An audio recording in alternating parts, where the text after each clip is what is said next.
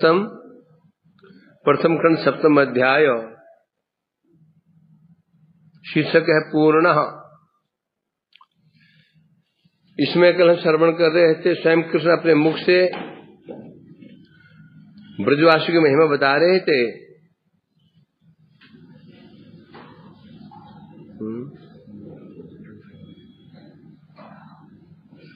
कि ब्रजवासियों का ऋण कभी उतार ही नहीं सकता है, तो बस मैं ये कह सकता हूं, मैं उनका महाऋणी सर्वदा हूं, सर्वदा रहूंगा। यदि च प्रीत तेषां तत्र यामि वसामि च, तथापि किमपि स्वास्थ्यं भाव्यं नालोचाम्यम्। मन उद्धव जी ने कहा, आप उस ऋण से मुक्त हो सकते हैं। कैसे मुक्त हो सकते हैं? आप ब्रज में जाइए, उनके साथ लीला विलास कीजिए, उनको प्रसन्न कर दीजिए, ऋण वो चल जाएगा। तो बोलता है संभव तो ये तो संभव नहीं है, होगा ही नहीं। यदि मैं उनकी प्रसन्नता के लिए तत्र यामी वसामी च, उनके विरह दूर करने के लिए जब मैं वहां ब्रज में चला जाता हूं और मैं निवास भी करता हूं, तथापि किमपि शासन भावी नालोचाम्यम न आलोच्यामी, पर मुझे ऐसे लगता है, मुझे पूर्ण विश्वास है, मेरे उनका जाने पर व रहने पर भी उनका वो स्वस्थ नहीं होंगे, अर्थात संतुष्ट नहीं होंगे। आलोच्यामी हम, मेरी यही धारणा है। क्या टीका में कह रहे हैं मैं उद्धव जी ने कहा, आप ब्रज में जाइए, ब्रज में वास कीजिए, जहां जाकर वास करने से ब्रजवासी संतुष्ट हो जाएंगे, ये ऋण उतर जाएगा। यह खंडन करते हुए यहाँ कृष्ण 5 श्लोक कह रहे हैं।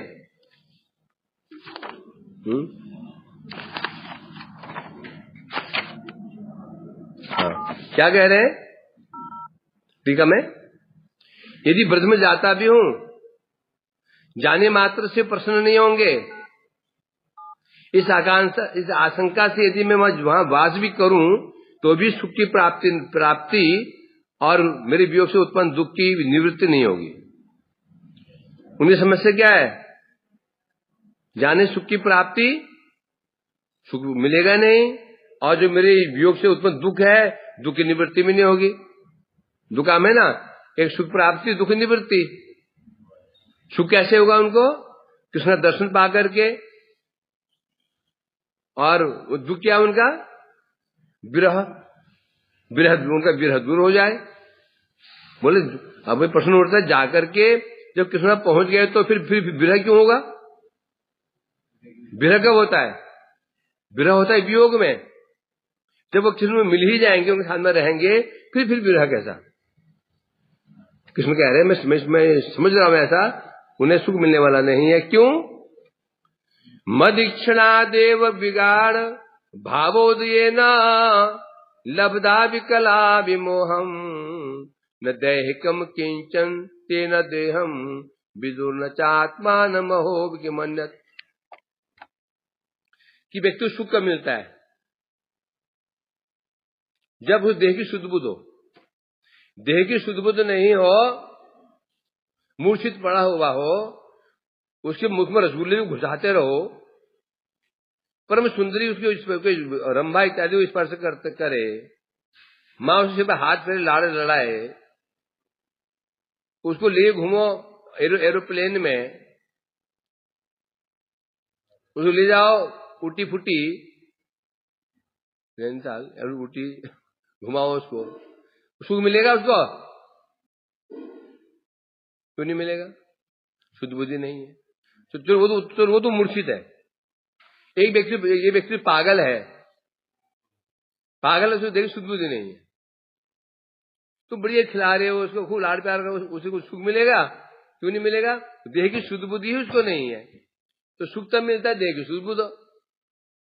अब कृष्ण कह रहे हैं, मैं चला गया उधर, मेरे दर्शन पाएंगे वे, तो मैं इक्षणादेव बिगाड़ भाव देन, इक्षणादेव जैसे मेरे दर्शन करेंगे, दर्शन करने मात्र से उनके हृदय में मेरे प्रति प्रगाढ़ भाव उदय हो जाए। उदय के क्या भाव नहीं, क्या भाव, भाव है नहीं जो उदय उदय कह रहे हैं। भाव तो ऑलरेडी है। दर्शन करने के साथ ही साथ वो भाव समुद्र में ऐसी लहरें उठेंगी, ऐसी लहरें उठेंगी कि गोपियां अपने आप को संभाल नहीं पाएंगी, शुद्ध बुद्ध नहीं रहेगी, व्याकुल हो जाएंगी और मुग्ध होकर के देह देह सब कुछ भूल जाएंगी। देह को भूल जाएंगी, देह को भूल जाएंगी। जब देह की शुद्ध बुद्ध नहीं है और देह की शुद्ध बुद्ध नहीं है, सुख कैसे प्राप्त होगा? प्राप्त हो सकता है क्या? नहीं। एक छोटा बच्चा होता है, ना वो देह की शुद्ध बुद्ध है ना देह की शुद्ध बुद्ध है, उसे आनंद प्राप्त होता है? छोटा खिलौना दे दो बस, खुश से वो छोटे खिलौने में खुश हो जाता है। क्यों? उसको देह की इतनी शुद्ध बुद्ध नहीं है। एक पागल है, उसको शुद्ध बुद्ध नहीं है। इसलिए कह रहे हैं यहां पर, तो सारा खेल किसका है?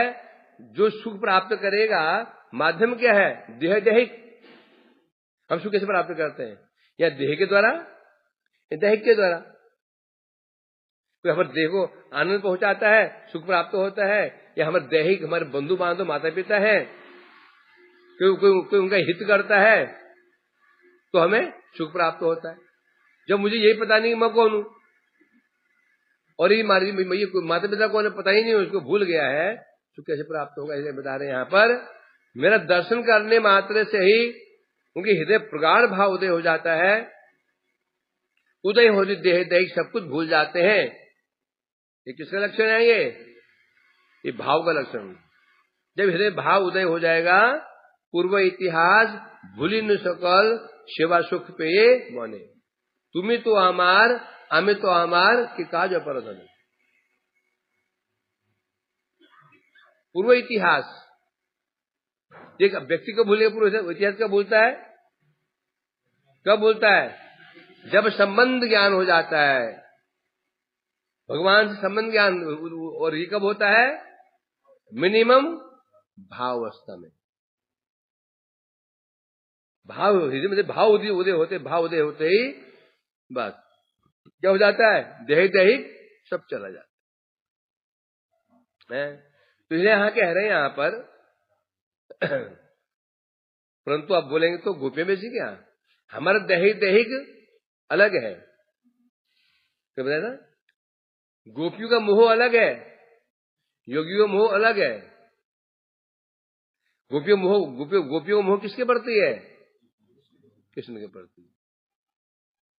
आप जो बता रहे हैं हम दैहिक भूल जाते हैं पढ़े में, ये देह क्या है? जड़, इसके प्रति। परंतु गोपियों का जो मोह है वो हमारी तरह नहीं है। मतलब क्या? मतलब ये तो बताया गया था ना, क्या बताया गया था? क्या ये बताया गया था? जब भक्त मूर्छित हो जाता है, लय क्या है? रोमांचकम असुर पुलक स्वर्भो वैवरण वैपथो और मूर्छा। वो मूर्छा है क्या? मूर्छा नहीं है वो, मूर्छा है बल्कि वो अंतर्दशा है। जो मूर्छा कह रहे हैं वह तो मूर्छा थोड़ी है, वो उनकी वो अंतर्दशा पहुंच चुके हैं। वो पूरी लीलाओं की स्फूर्ति हो रही है हृदय में, ये मूर्छा है। और जगत की मूर्छा क्या होती है? हम चोट लग जाए, मूर्छा हो जाती है तो हमें कोई होश नहीं रहता, बेहोश हो जाते, होश नहीं रहता, होता नहीं होता।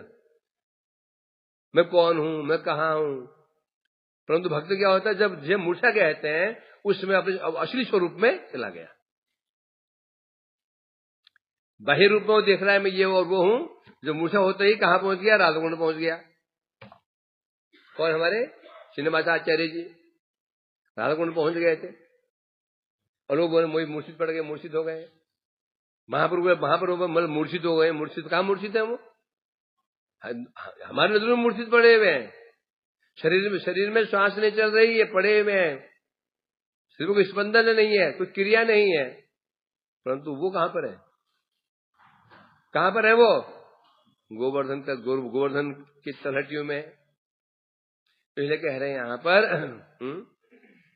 तो इसलिए ये ना समझे जैसे हम लोग अपने आप को भूल जाते हैं कि सुध बुध नहीं रहती है, बेहोश हो जाते हैं तो पता ही मैं कहाँ हूँ कहाँ नहीं हूँ।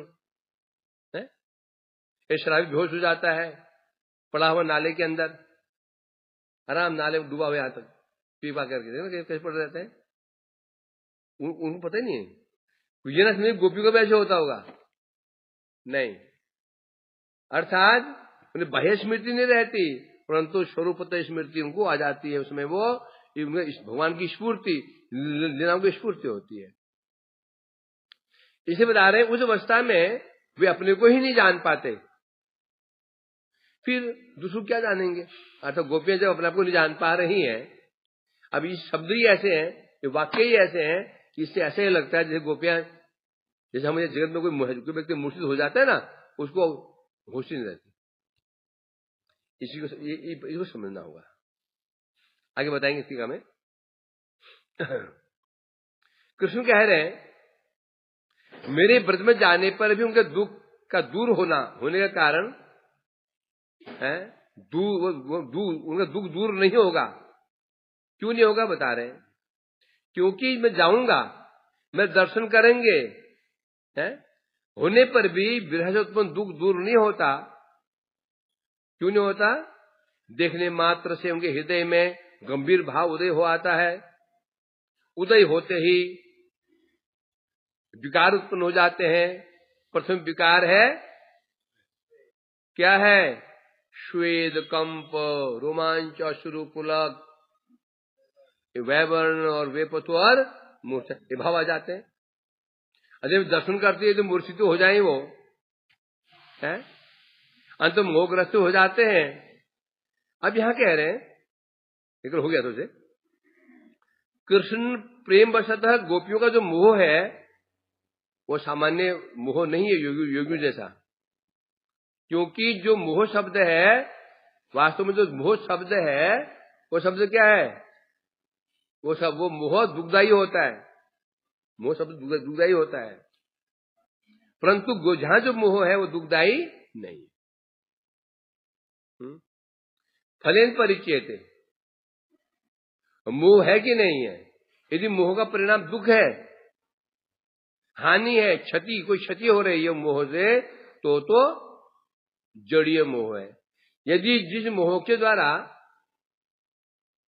क्षति ना हो रही हो, उपकार हो रहा हो, वो फिर मोह नहीं है। वो मोह क्या है? वो मोह के लाभदायक है, भक्ति का, प्रेम का विकार है, ये मानना पड़ेगा। इसलिए कह रहे हैं यहां पर अतएव गोपियों का मोह या मूर्छित अवस्था में भी वे भीतर ही भीतर सब भगवान की स्फूर्ति होती है। जब गोपियां मूर्छित हो जाती हैं, भीतर उनको भीतर ही भीतर भगवान, सपरिकर भगवान की स्फूर्ति, वो लीला को दर्शन कर रहे होते हैं।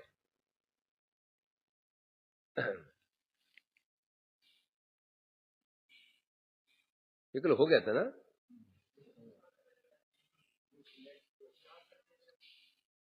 ये तो बड़ा ही बहुत बड़ा अनर्थ हो गया।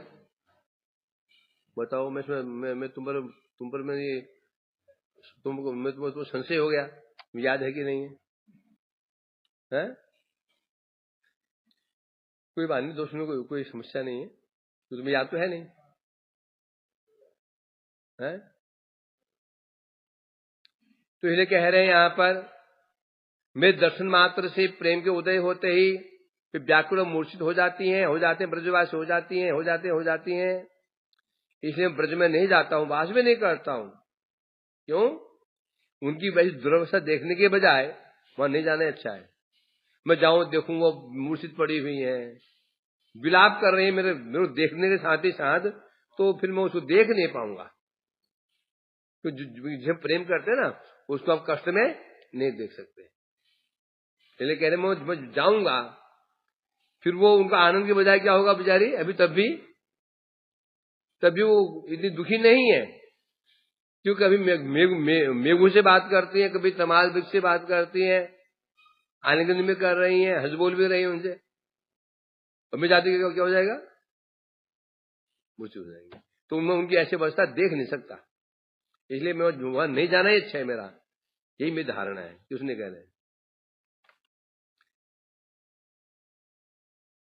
दृष्टि साम्येन मयि तन्न दुखम विच्छेद चिंता कुलितात्मना आत्मनाम वै हर्षायते साम क्रियते विधिर्यो दुखम च सद्यो दुगुणी करोति। ऐसे के तुलसी कह रहे हैं, दृष्टेपि तद दुखम न साम्य, अर्थात मेरा दर्शन करने पर उनका दुख शांत नहीं होगा है। साम्येन मयि तन्न दुखम, मैं चला भी जाऊं, वे दर्शन भी कर लेंगी, उनका जो दुख हो साम्य अर्थात शांत नहीं होगा, बल्कि क्या होगा है।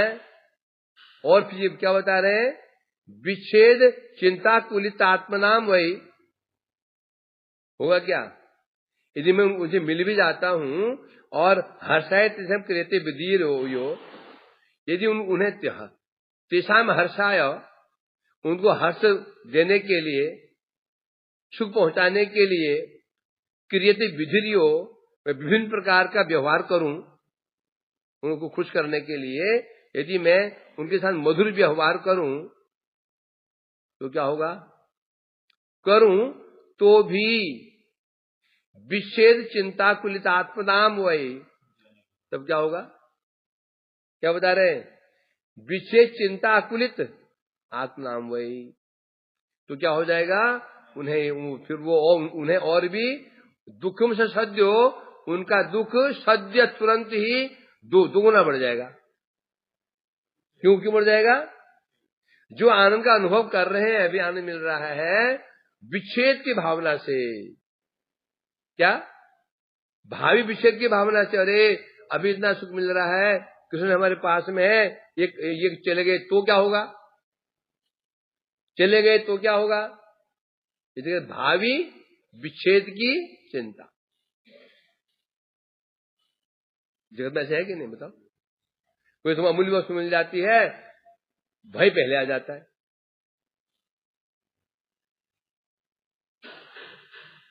मैंने क्या बोला सदानंद लास्ट में, अच्छा तो अनुरोध कर रहा है, तो अनुरोध कर रहा है, अरे मैंने से कुछ शुरुआत कर रहा है, सॉरी करते हो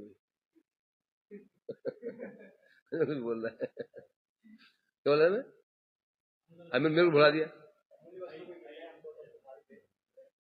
क्या हो जाता है, विच्छेद के भाई, समझेगे नहीं। बाजार में गए और मोबाइल लिया 25,000 का, जैसे मोबाइल हाथ में पेमेंट किया, अंदर क्या बन गया, डर। अलग कमरा तो है नहीं है, मुझे हॉल में रहना है, धक धक धक धक कहीं चोरी ना हो जाए। हुआ कि नहीं हुआ, आते ही जैसे ही लिया भय शुरू। जगत की रीति है, क्यों क्यों क्यों क्यों, इसने बिना भयम न स्यात्। स्नेह को प्रकाशित कौन करता है, भय ही स्नेह को प्रकाशित करता है। यदि भय नहीं है स्नेह भी नहीं है, भय ही नहीं स्नेह भी नहीं है, ये मान लेना चाहिए। तो जड़ जगत में जब ऐसा है तो जड़ जगत क्या है, वो जगत की छाया है, जो वहां है वो यहां पर भी है, समझे कि नहीं। जीव कोई विचित्र वस्तु नहीं है, जीव प्रभु का अंश ही है, समझे कि नहीं। जो भाव उनके अंदर भी है, स्वाभाविक है। कोई अमूल्य वस्तु मिल जाती है हमको तो भय बैठ जाता है। अभी वो चीज खोई नहीं है, तो यहाँ कह रहे हैं जो गोपियां, जब मैं उनके साथ रहूंगा, उनके लीला विहार करूंगा, तो वे लोग क्या हो जाए, उन चिंता क्या लग जाएगी, अरे इतनी सुंदर वस्तु कहीं फिर ठीक चले न जाए, होता नहीं होता ऐसा, ऐसे होता है। तो सोचो फिर उनके मन में भय बैठ जाएगा, विच्छेद चिंता कुलित आत्मा, और भावी विच्छेद की चिंता से आकुलित, वे व्याकुल हो जाएंगी, और जिस कारण से उनका दुख जो पहले था वो न बढ़ जाएगा। व्यक्ति निर्धन है, धन था नहीं, दुख था, धन नहीं है, धन नहीं है, धन नहीं है, बाजार में घूमने के लिए गए, मन में आए चोरे एक लॉटरी 500 रुपए की लॉटरी ले लेते हैं, क्या फर्क पड़ता है? तुक्का लग जाए, और तुक्का लग भी गया। और सोचा अरे कहा हमारे क्या सौभाग्य लॉटरी लगेगी, बड़े बड़े उनको नहीं लगती। घर में आया, उसने टिकट ऐसे रख दिया, और पत्नी ने घर की सफाई की, पत्नी ने वो टुकड़ा समझ के तोड़ मरोड़ के कूड़े फेंक दिया। पहुंच गया दुकान पे, ऐसे ही जा रहा था, दुकानदार ने कहा अरे भाई लल्लू राम लॉटरी लाओ, क्यों? तेरे नंबर लग गया, तेरा नंबर लग गया, तेरा नाम का क्या है, इनाम मिल गया तेरे को, कितना? 2 करोड़ केवल। अब क्या होगा उसको? घर में दो बड़ा प्रसन्न, घर में गया और वो लॉटरी नहीं मिली। पत्नी पूछा क्या हुआ, क्या खोज रहे हो? यहां तू कुछ मिला क्या? हाँ, एक टुकड़ा था कागज का, तो फेंक दिया फाड़ के उसको कूड़ेदान में। वो गाड़ी आई थी म्युनिसिपल कमेटी को, वो लेके चली गई, भागा वो कूड़ेदान में गया उधर, यहाँ भागा, शाम तक खोजता रहा बेचारा। यहाँ कूड़ा नहीं, यहाँ से बाहर भंडार में चला गया, वो दूसरे शहर से बाहर, वहां गया बेचारा, है बेचारा पागल। उसकी क्या अवस्था होगी? नहीं धन नहीं था, दुखी था, आई वस्तु चली गई, तो किसने का ये उनकी ये अवस्था हो जाएगी। अभी नहीं हूं मैं, दुख तो है ही है, चला गया, उनको मैंने रस खा दिया, तो तुरंत क्या हो जाएगा? मन में भय बैठ जाएगा। क्योंकि क्या भय बैठ जाएगा? भावी विच्छेद की भावना से उनका दुख दोगुना बढ़ा देगा। इसलिए कह रहे हैं, कृष्ण कह रहे हैं यहाँ पर, ये टीका में आते, टीका बड़ी लंबी चौड़ी है। यदि कहो सचमुच प्रेम रूपी मोह के कारण अन्य ज्ञान नहीं रहता, तो भीतर उनका दर्शन तो होता है। मानो उद्धव जी ने कहा, पर वो जो आपके ब्रह्म जो मोहग्रस्त गोपियां हो जाती है, जो भक्त हो जाता है, क्या जो भक्त होते हैं या गोपियां इत्यादि ब्रजवासी हैं, जब वे लोग उन्हें ज्ञान नहीं रहता, कारण क्या है? प्रेम रूपी मोह। ये मोह कौन सा है? प्रेम रूपी मोह। जो प्रेम का विकार मोह है, जब वो मोहग्रस्त हो जाते हैं, उन्हें भय ज्ञान तो नहीं रहता, परंतु भीतर में, हृदय में अंदर सपरिकर भगवान की स्फूर्ति हो जाती है। जब स्फूर्ति हो जाती है, बाहर भी दर्शन होता है उनको। ये नहीं है, ये क्या अंतर है? एक दर्शन योगियों का होता है, एक भक्तों का होता है। योगियों को यम, नियम, आसन, प्राणायाम, प्रत्याहार, धारणा, ध्यान, समाधि में जब पहुंच जाते हैं, तो उनके हृदय में ही दर्शन होते हैं बस। और तब दर्शन तब तक होगा समाधि टूटते ही आंख खुली गए, आंख खुली खत्म। और भक्तों की विशेषता है, भक्तों को दर्शन अंदर भी होगा, बाहर भी होगा। जो भगवान के भक्त हैं, भक्ति के प्रभाव से उनके दर्शन अंदर भी दर्शन होगा और बाहर भी दर्शन होगा। इसलिए कह रहे हैं यहां पर, क्या बता रहे हैं? मेरा दर्शन पाकर के जब उनके अंदर प्रेम के भाव, प्रेम जब बढ़ता है, भाव उदय हो जाता है, फिर उन्हें क्या होता है? अंदर दर्शन होता ही होता है, फिर दर्शन बाहर भी उनका दर्शन हो जाता है। कारण क्या है? कारण यह प्रगाढ़ भाव के उदय होने पर स्वाभाविक रूप से दर्शन होता है, क्योंकि भाव का स्वभाव है।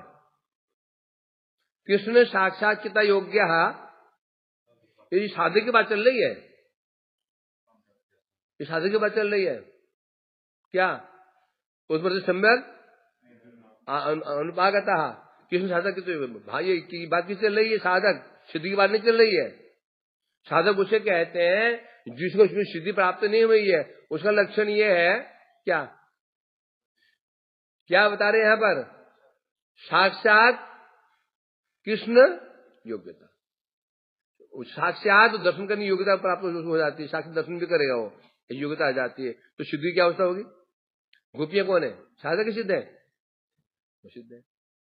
तो साधक की ऐसी योग्यता आ जाती है। साधक उसे कहते हैं जो अभी, जिसमें अभी कुछ कसाई बचे हुए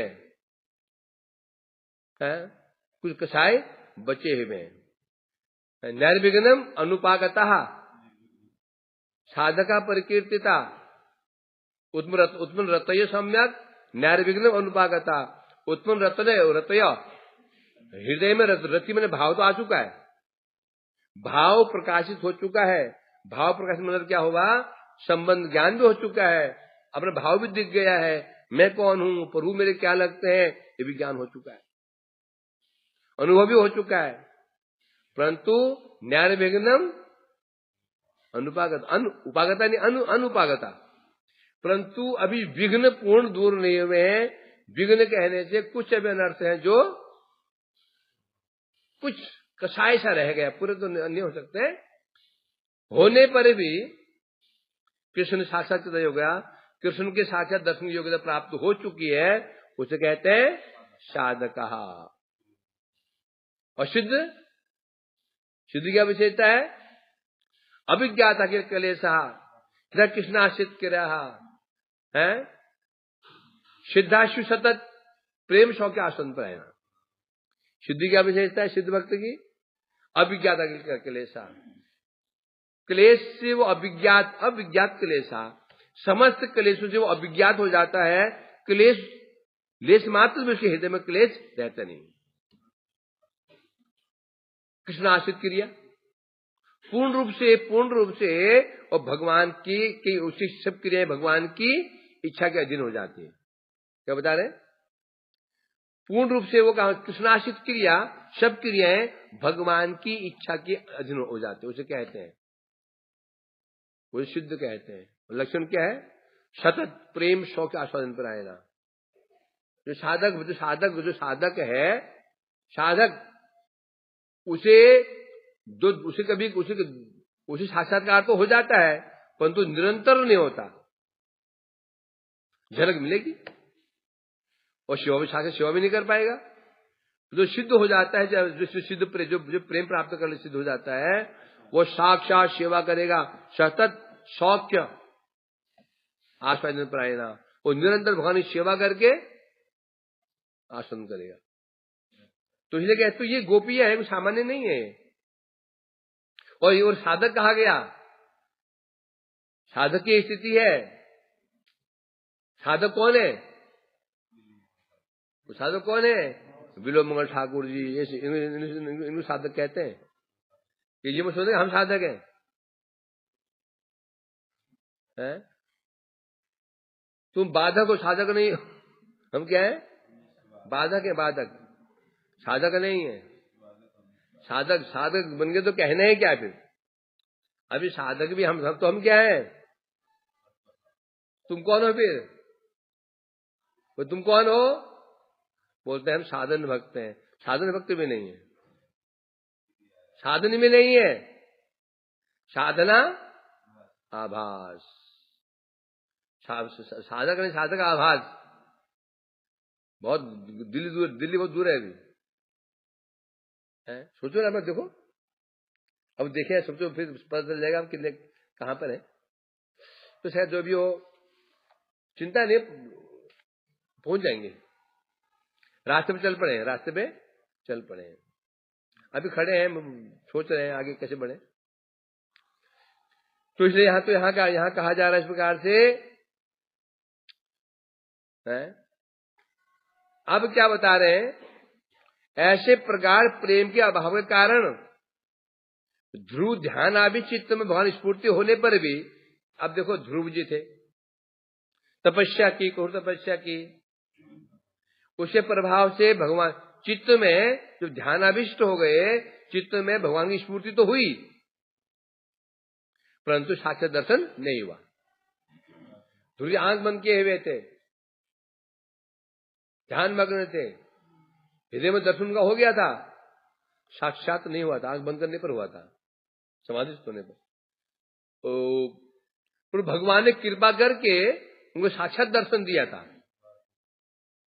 उनको दर्शन वास्तव में हृदय में अपने हृदय में हुआ था पहले, ऐसे बाहर दर्शन हुआ ही नहीं था, है। जब भगवान ने कृपा कृपा कृपा दर्शन, साक्षात दर्शन कृपा करके दिया था, जब ध्रुव जी अपने हृदय में भगवान का दर्शन कर रहे थे, तो भगवान ने अपने स्वरूप को हृदय से अंतर्धान कर लिया। भगवान ने अपने हृदय, उनके हृदय अपने आपको अंतर्धान कर लिया और बाहर निकल आए, अंदर अंतर्धान हो गए। जब उनको दर्शन नहीं हुआ, उनको ध्रुव जी को व्याकुल हो गए, घबरा गए, ये क्या हो गया। छठ आंख खोली, आंख खोल के देखा सामने भगवान सामने विराजमान है। अब जो दर्शन हुआ है, ये ध्रुव जी की महिमा इसमें नहीं है, ये प्रभु ने कृपा दर्शन कृपा करके दिया है। तो जो साक्षात दर्शन जो होता है, हृदय में दर्शन करना बहुत बड़ी महिमा नहीं है, तो भी कम भी नहीं है, समझे क्या नहीं। अब आंख बंद करो, आने करते हो ना गोपाल मंत्र, मन में ध्यान करो, कृष्ण का ध्यान करो। कितनी देर होता है? ध्यान किया गोपाल जी का, ध्यान हो गया अपने घर वालों का। हाँ, ध्यान गोपाल के, ध्यान गोपाली का होता नहीं होता ऐसा? तो सोचो, ये मैं सोचा ध्रुव ऐसे थे। हृदय में ध्यान में आसान नहीं है ये, जब तक हृदय में ये अनर्थ भरे हुए हैं, अनर्थ का चित्त मलिन है, दर्शन नहीं होगा। ध्रुव जी ने भी उसको जो साधन भजन किया, उसे प्रभाव दर्शन तो हो गए, बाहर दर्शन नहीं हुए थे। चतुर्थ स्कंद में कहा गया भागवत में, जहां पर ध्रुव जी का उसमें बता रहे हैं, सवै धिया योग विपाक तीव्रया हित पद्म कोशे स्फुरितम तडित प्रभुम तिरोहितम सहसेव उपलक्ष्य वैस्थितम तदवस्थम ददर्श। ध्रुव जी ने कठोर तपस्या की, कठोर साधन भजन किया, सवै धिया योग विपाक विक्रिया है। सवै धिया, जब वो समाधिस्थ हो गए, योग विपाक तीव्र योग के प्रभाव से हित पद्म कोश से, हृदय कमल के हृदय पद्म कोश है, उसमें तड़ित प्रभम स्फुरतम, प्रभु का दर्शन हुआ। कैसे दर्शन हुआ? तड़ित प्रभ माने कांति। कांति कैसी थी? बिजली की भांति। कौन सी बिजली? आकाशीय बिजली होते हैं, तड़ित बिजली। ऐसी कांति युक्त प्रभु के हृदय में स्फूर्ति हुई। सहसेव तिरोहितम, अचानक वो जो स्वरूप था वो तिरोहित हो गया है। जब आंख घबरा के आंख खोली, भय स्थितम तद अवस्थम ददर्शः, तो जो भी हृदय में दर्शन कर रहे थे, क्या देखा? भय स्थितम, अब बाहर अपने सामने उनको खड़ा हुआ देखा। तो यहां ये कह रहे, तो उद्धव जी को जो दर्शन, किनको विदुर दर्शन हुए थे, किनको? ध्रुव जी को, वो हृदय में हुए थे। जो साक्षात किसे कहते हैं? स अक्ष, अक्ष माने नेत्र, स माने सामने, साक्षात नेत्रों के सामने उसे कहते हैं साक्षात। इसे कह रहे हैं, जो उनको साक्षात दर्शन हुआ, ये केवल प्रभु की कृपा थी। जो उनके सदैव साधन भजन किया था, उनमें साक्षात दर्शन संभव नहीं था। साक्षात दर्शन क्या चाहिए? क्या चाहिए होता? शुद्ध भक्ति, परम समर्पण भक्ति, मुझे समर्पण होना चाहिए। ध्रुव में समर्पण नहीं था। वो तो तपस्या कर ही रहे थे। किस लिए कर रहे थे? राजपाट करने के लिए। शासन कैसे हो जाएगा? तो इसे कह रहे हैं यहां पर, अतएव तो भगवान का साक्षात दर्शन ही सब साध्य फलों की तुलना में श्रेष्ठ फल है।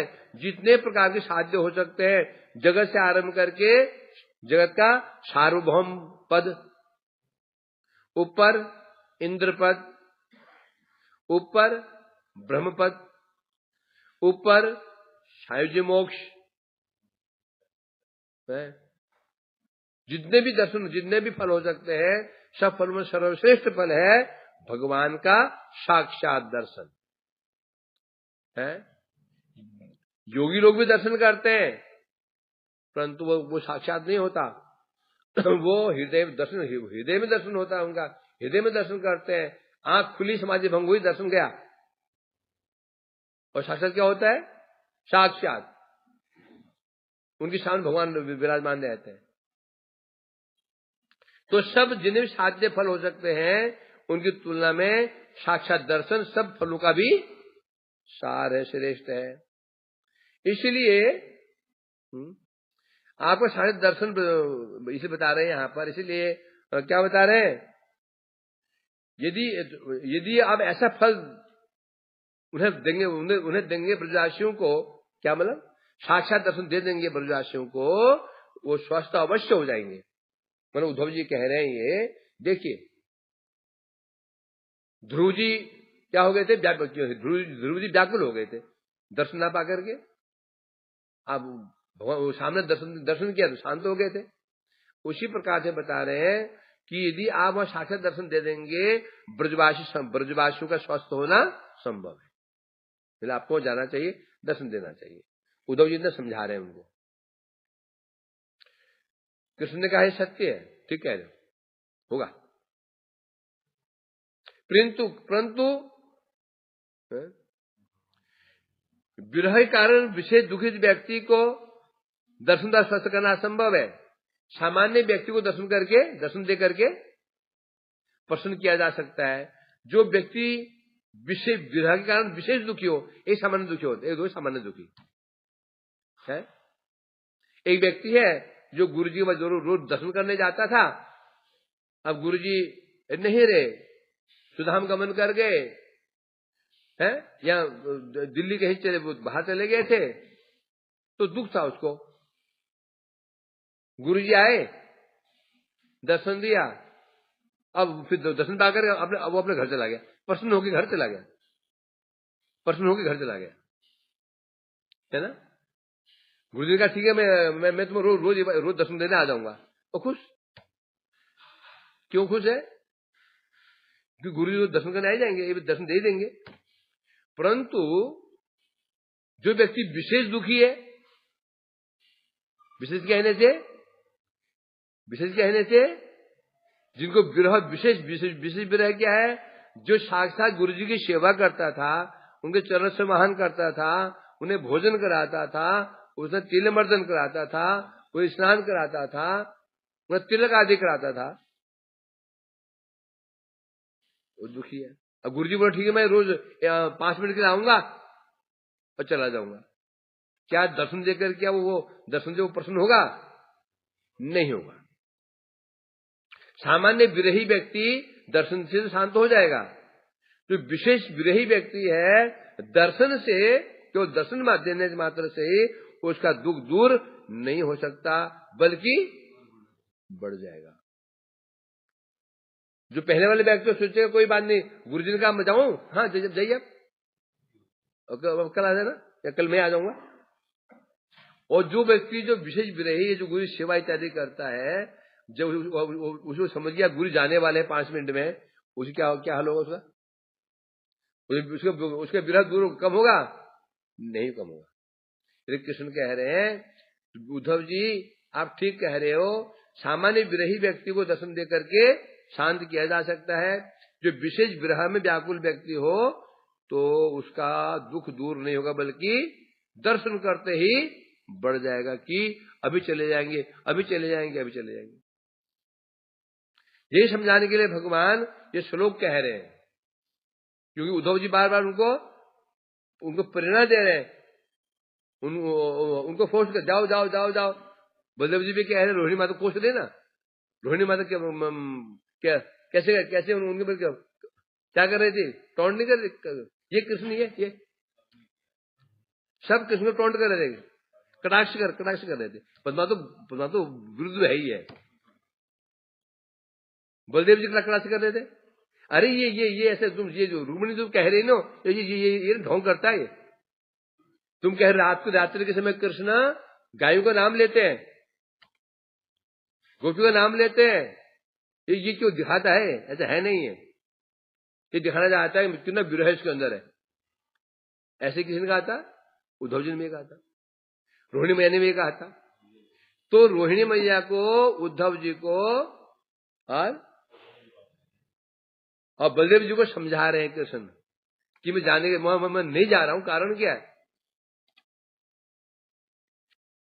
अर्थात मुझे देखने पर भी जो उनको दुख, उनका दुख दूर होने वाला नहीं है।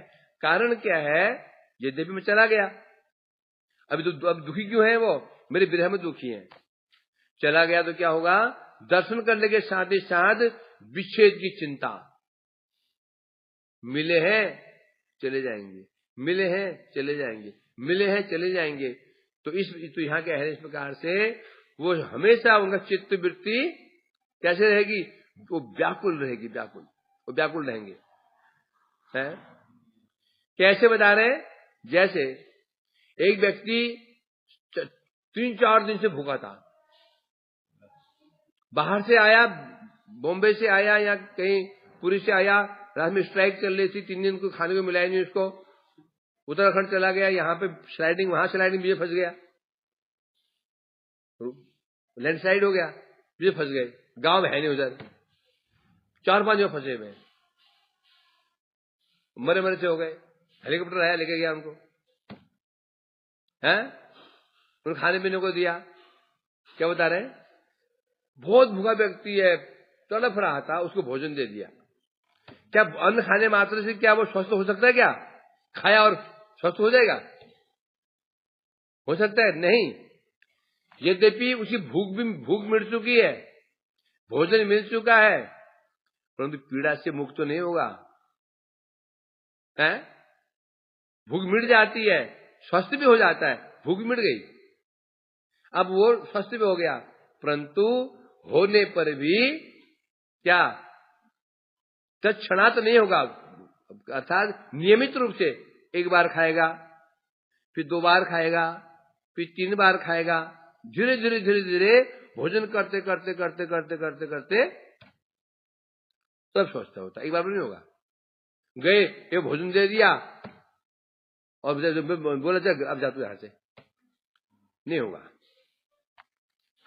उसी प्रकार से जो है नियमित रूप से रोज खाते खाते खाते खाते जो कमजोरी थी वो दूर होगी, दूर होगी, शरीर स्वस्थ हो जाएगा, स्वस्थ होगा तो मन स्वस्थ हो जाएगा, तब चुस्ती फुर्ती आएगी उसके अंदर। नहीं तो पड़ा रहेगा ऐसे ही होता ना। बीमारी चली गई है, बीमारी जानने के पश्चात भी व्यक्ति कई दिन तक कमजोर रहता है। ये विजय कहां चला गया? बीमारी दूर हो गई, परंतु कमजोरी नहीं है उसके अंदर। देखो है कि नहीं? तो कमजोर पड़ा हो ज्यादा होता है ना। बीमारी चली जाती है, कई दिन तक खाना पीना खाते हैं जबरदस्ती, अच्छा ही नहीं लगता, होता है ना। तो कृष्ण यहां पे एग्जाम्पल दे रहे हैं, उदाहरण दे रहे हैं। अर्थात उसी प्रकार से मैं ब्रज में जाऊं, जाकर 2 दिन रहकर आ जाऊं, उनका विरह दूर नहीं होगा। उसके लिए मुझे क्या करना पड़ेगा? दर्शन मात्र से उनका दुख दूर नहीं होगा, बल्कि और बढ़ जाएगा। है? पता है, व्यक्ति जो भूखा व्यक्ति होता है उसको भोजन करा दो, पेट में पेट खाली हो, पेट में दर्द हो जाता है। बहुत भूखा व्यक्ति हो, तुमने ठूस दिया उसको, बढ़िया बढ़िया, तो खाते उस पेट में दर्द हो जाता है, गैस बन जाता है ना। जो निर्जल व्रत किया, अगले दिन थाला पूरा फिर अन्नकूट खा ले पूरा, और पेट में और दर्द बढ़ गया, क्योंकि वो पेट खाली था तो ठूस लिया अंदर, होता है। तो इसलिए कह रहे हैं एक बार से काम नहीं होगा। उसी प्रकार से यदि मैं जाऊं 2 दिन उनका विहार करूं, आ जाऊं, उसके लिए क्या करना पड़ेगा? दीर्घ काल तक उनके साथ में मुझे क्रीड़ाएं करनी होगी। वहां जाऊं, बहुत समय वहां रहूं, उनसे रासादी करूं, उन्हें जल विहार करूं, तो करते करते करते करते उनका जो उनको विश्वास हो जाएगा, अब ये हमारे पास ही रहेंगे, अब जाने वाले नहीं है। भावना दुख का कारण क्या है? भावना चले जाएंगे, चले जाएंगे, ये है ना, ये दुख का कारण ये है। जब वहां होश में तो रहूंगा, उन्हें विश्वास हो जाएगा कृष्ण हमारे पास में है, और जाएंगे नहीं। तब जाकर के उनका असली जो विरह रूपी जो दुख है दूर हो सकता है। परंतु है तो उद्धव जी ने कहा, तो आप ऐसे कीजिए ना, ऐसे कि वहीं रहिए आप। शुरू में क्या था? शुरू में था वहां पे प्रियामी बसामी च, मैं वहां जाऊं और रहूं, है ना। तत्र यामी बसामी च, वहां जाऊं, प्रियामी में जाऊं, बसामी रहूं। तो कह रहे हैं ये मेरा कर्तव्य यही है, मैं जाऊं वहां रहूं, परंतु मैं ऐसा नहीं कर सकता। क्यों नहीं कर सकता? क्योंकि मेरे बहुत सारे कार्य पड़े हुए हैं, मैं विशेष कार्यों में व्यस्त हूं अभी, मैं कैसे जा सकता हूं? इसलिए ब्रज में जाकर के दीर्घ काल वास करके कीड़ा के रंग संतुष्ट नहीं कर पाऊंगा, मैं कर ही नहीं पाऊंगा। जाऊं वहां रहूं उनके साथ में, मैं क्रीड़ाएं करूं, लीला विलास करूं, वो मैं नहीं कर पाऊंगा।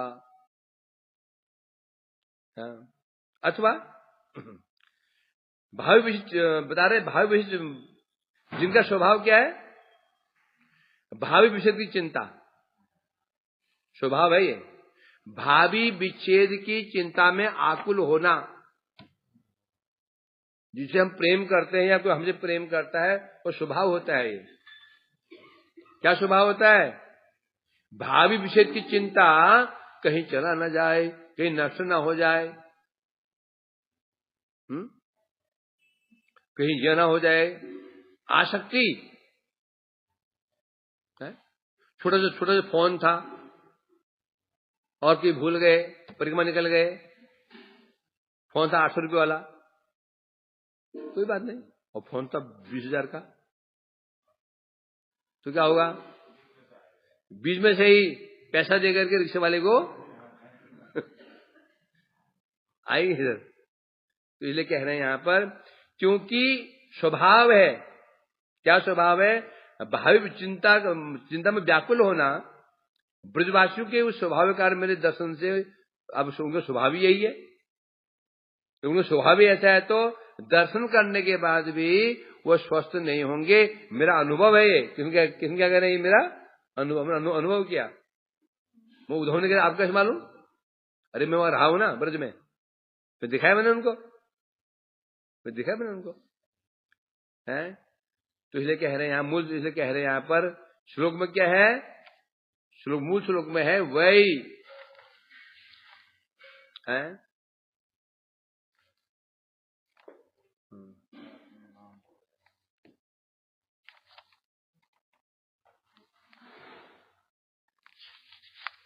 और वे शब्द का अर्थ बता रहे हैं यहां पर।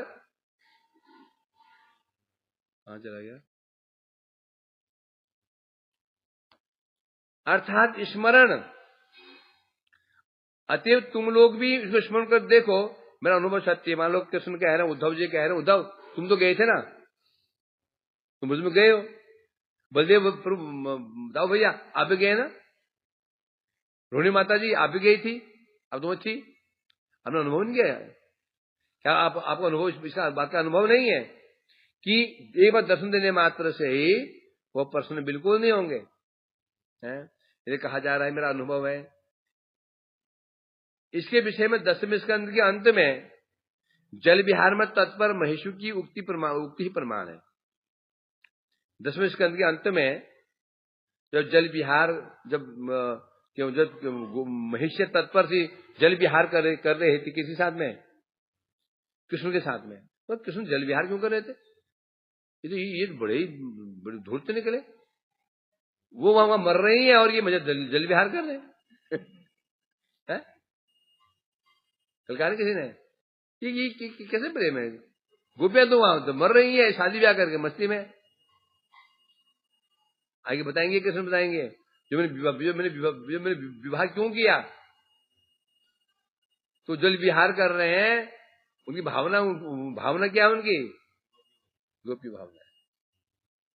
वो अपने अपने मस्त नहीं है कृष्ण।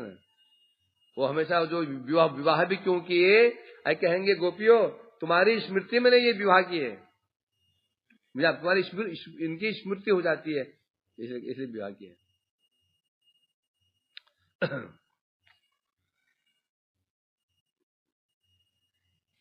तो इसलिए तो वहां कह रहे हैं वो गोपियां महिषे कह रही हैं, हे सखी कुररी, कुररी पक्षी होता है, ये पक्षी कुररी, ये रात में टैम टैम टैम करता रहता है, इनका जुड़ा बिछड़ जाता है। जगह जगह भी ऐसा होने मिलता है कि एक बार श्री राम जी और सीता जी मिल रहे थे और ये चकवा चकवा हंस पड़े थे। उपहास क्या था? तो उपहास कर जाओ तुम दोनों, रात्रि होते ही तो वियोग हो जाएगा, तो मिलोगे नहीं। पासन नदी के इस पार वो आश्चर्य की बात है, वो नदी पार नहीं कर पाते, वो यहाँ टेंडे कर रहा है, वहां टेंडे कर रहा होता है नर्मदा। पूरी रात ऐसी कुर्री कहते हैं, कुर्री पक्षी, उनका अभिशाप है? तो इसलिए वो कह रही हैं, चलो कल पढ़ेंगे क्या कह रही हैं।